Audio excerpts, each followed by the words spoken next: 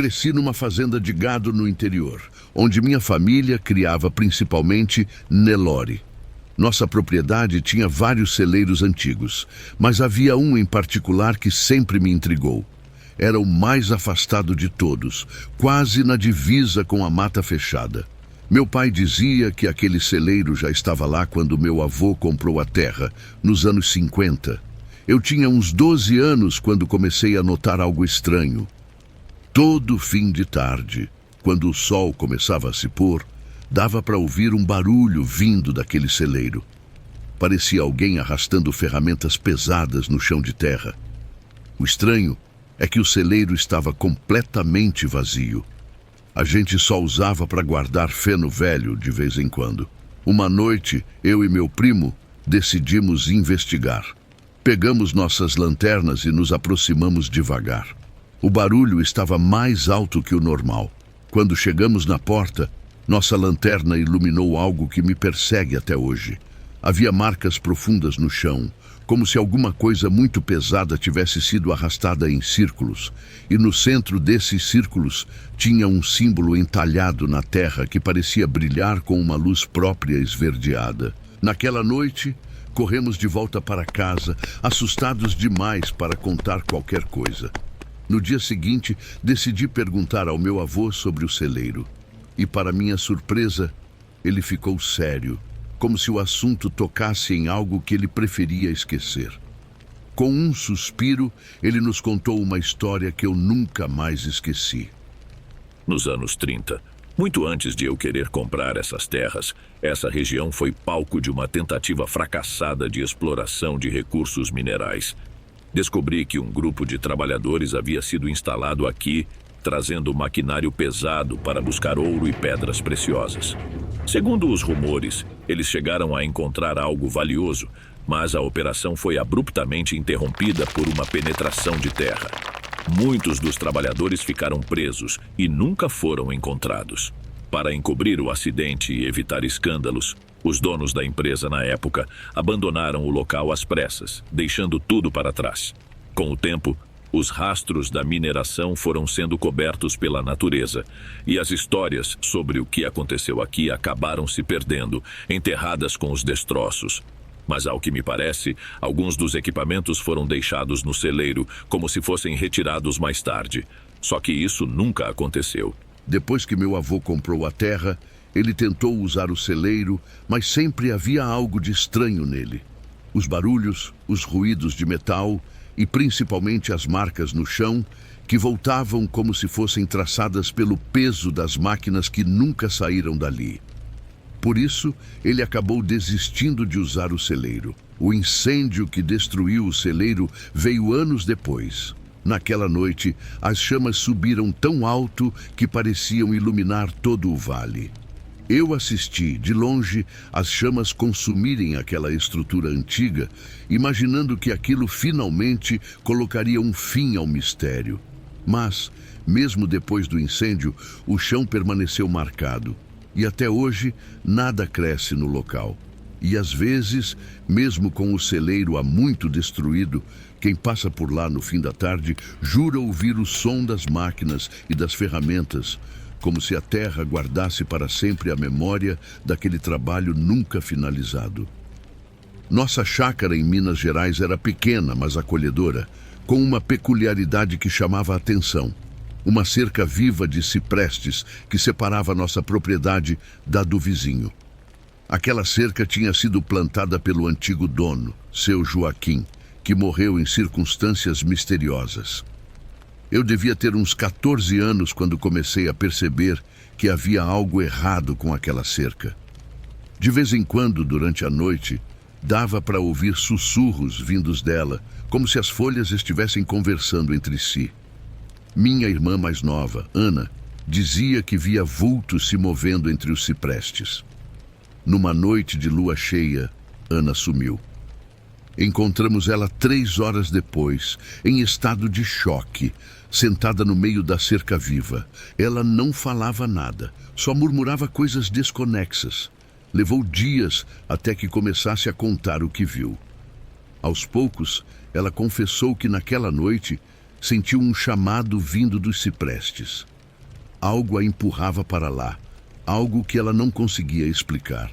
Quando chegou perto da cerca, notou uma passagem entre as árvores, como um túnel que parecia abrir-se apenas para ela. Curiosa e como que hipnotizada, entrou sem pensar. Ana contou que do outro lado o ar era pesado e o mundo parecia mais escuro. As árvores ali eram estranhas, com troncos retorcidos e raízes que se erguiam como braços, formando sombras que pareciam rostos deformados. Ela sentia que estava sendo observada, seguida. Ana dizia que as árvores se moviam de leve, como se fossem inclinando na direção dela, fechando o caminho por onde tinha entrado. Ela não conseguia enxergar muito. Apenas ouvia passos arrastados entre as folhas secas e murmúrios baixos que a chamavam pelo nome. Ela tentou voltar, mas a passagem parecia ter sumido. Desesperada, correu para longe. E quanto mais corria, mais o lugar parecia se fechar ao redor dela. Foi então que viu, entre as sombras, o que parecia ser o vulto de uma pessoa. Ela parou e ficou imóvel, encarando aquilo. Era um homem alto e magro, com o rosto encoberto pela sombra, mas seu olhar parecia fixo nela. Ela não sabe dizer quanto tempo passou ali, paralisada, olhando para aquele vulto que só a observava em silêncio, até que tudo ficou escuro e ela se sentiu puxada de volta. Depois dessa noite, Ana nunca mais foi a mesma. Ela evitava a cerca de todas as formas, como se qualquer aproximação a aterrorizasse. No começo, achamos que fosse coisa da cabeça dela, mas as coisas não pararam por aí. Meu pai decidiu cortar a cerca, achando que isso fosse acabar com o medo que Ana sentia. Mas, quando começou a trabalhar, tudo deu errado. O facão entortava na madeira, as lâminas de serra quebravam. A motosserra que ele usava travou e soltou faíscas até que explodiu em suas mãos. Ninguém se feriu, mas o recado estava claro. A cerca não queria ser tocada. Ana nunca contou para mais ninguém o que viu lá dentro, mas eu sei que aquelas poucas palavras que ela nos disse nunca saíram da minha cabeça. É como se algo ainda estivesse lá, entre as árvores, esperando.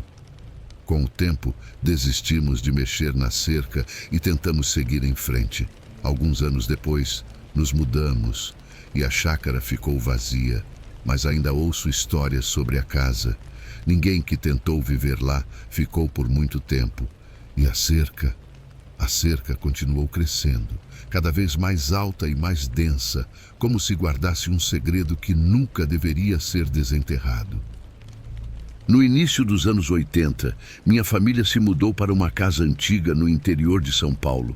A propriedade tinha um poço desativado no quintal, coberto por tábuas velhas. Minha mãe sempre dizia pra gente não chegar perto, mas você sabe como são as crianças. Eu e meus 2 irmãos mais novos costumávamos brincar perto do poço, principalmente porque nosso cachorro Rex vivia farejando e latindo ao redor dele. Uma tarde, enquanto brincávamos de esconde-esconde, começamos a ouvir um som estranho vindo do poço. Parecia um canto, mas não era em nenhuma língua que conhecíamos.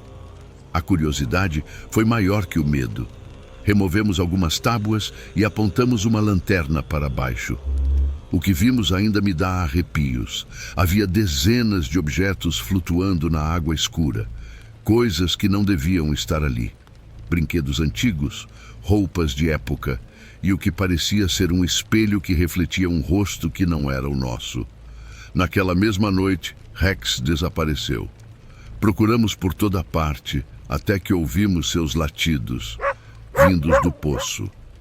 Meu pai desceu com cordas para resgatá-lo, mas quando chegou lá embaixo não havia sinal do cachorro. Em vez disso, encontrou uma antiga caixa de música ainda funcionando, tocando uma melodia que era idêntica ao canto que tínhamos ouvido. Nas noites seguintes, o padrão se repetia. Sempre às 3 da manhã, a música ecoava pela casa. Tentamos escondê-la, levá-la para longe, mas nada adiantava. Era como se o próprio poço chamasse por nós através daquela melodia. Dias depois, decidimos investigar mais sobre a casa. Descobrimos, por relatos antigos, que aquele poço era mais antigo do que pensávamos. Diziam que, décadas antes, ele havia sido usado por uma família que morou ali e desapareceu sem deixar rastro. A única pista foi uma coleção de brinquedos e objetos pessoais encontrados boiando no poço depois que eles se foram, como se tivessem sido jogados lá de propósito, para afastar algo, ou para aprisionar algo. Rex nunca mais voltou, mas de vez em quando, nas noites, a gente ainda ouve um latido distante vindo de dentro do poço. É como se ele estivesse preso lá embaixo, perdido em algum lugar entre o nosso mundo e aquele lugar desconhecido que de alguma forma ainda habita o fundo do poço. Trabalhei como capataz numa fazenda de soja por 15 anos. Era uma propriedade enorme, dessas que se perde de vista. Em um certo ano, tivemos uma colheita excepcional, maior que qualquer outra na história da fazenda. Mas algo estava errado. Os grãos tinham uma coloração estranha, meio azulada, que ninguém conseguia explicar. Mandamos amostras para análise e todos os resultados voltaram normais. O dono da fazenda, ansioso pelos lucros, decidiu vender a produção mesmo assim. Foi então que as coisas começaram a ficar bizarras. Os funcionários que trabalharam diretamente com aquela safra começaram a ter os mesmos pesadelos. Sonhavam com campos de soja onde as plantas tinham rostos humanos e gritavam quando eram colhidas. A gota d'água foi quando encontramos o José, nosso operador mais experiente de colheitadeira, desacordado no meio do campo. Quando acordou no hospital, ele só repetia uma coisa: elas não queriam ser colhidas, elas estão vivas. Acabamos queimando toda a produção daquele ano. O fogo tinha uma cor azulada antinatural e a fumaça formava padrões estranhos no céu. Depois disso, aquela parte específica da fazenda nunca mais produziu nada. A terra ficou completamente estéril. Até hoje, todo mês de colheita, quando o vento sopra forte à noite, dá para ouvir algo parecido com vozes vindas daquela área abandonada. E se você prestar atenção, vai ver pequenos pontos de luz azul piscando entre os restos do que um dia foi nossa maior safra.